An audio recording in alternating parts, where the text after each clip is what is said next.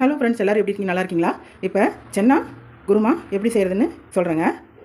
சின்ன வெங்காயம் ஒரு 10 கட் பண்ணி வச்சுக்கிட்டேங்க. நாட்டு தக்காளி 3 கட் பண்ணி வச்சுட்டேன். தாளிக்கிறதுக்கு சோம்பு தூள், தனி மிளகாய் தூள் 1.5 ஸ்பூன், தனி மல்லித்தூள் 3 ஸ்பூன், மஞ்சள் தூள் ஒரு 1/4 டீஸ்பூன், உருளைக்கிழங்கு போடலாங்க, கேரட்டு, கருவேப்பிலை தாளிக்கிறதுக்கு, ஒரு முடி தேங்காயில் சோம்பு கொஞ்சம், பூண்டு ஒரு 4 பல் போட்டிருக்கேங்க, நைஸாக அரைச்சிக்கணும்.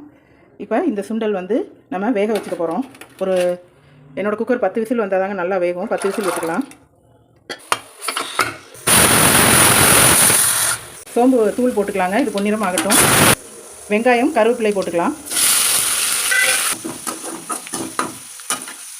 இந்த வெங்காயம் கண்ணாடி பதத்தில் வதங்கணும். தக்காளி போட்டு நல்லா ஃப்ரை பண்ணிக்கலாங்க. இந்த உருளைக்கிழங்கு கேரட்டு போட்டு ஒரு காய் போட்டு கேரட்டு உருளைக்கிழங்கு மிளகாத்தூள் போட்டு ஒரு 2 செகண்ட் ஃப்ரை பண்ணிக்கலாம்.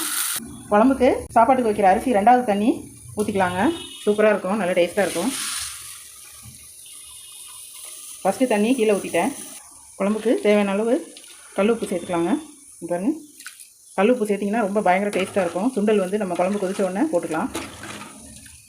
இது நல்லா காய்கறி வேகட்டுங்க. தேங்காயில் பூண்டு சோம்பு போட்டு அரைச்சதை இதில் ஊற்றிக்கலாங்க. இது ஊற்றி ஒரு 10 நிமிஷம் நல்லா கொதிக்கணுங்க. அப்போ தான் அந்த பச்சை வாடை போகும், தேங்காயோட பச்சை வாசனை போகும்.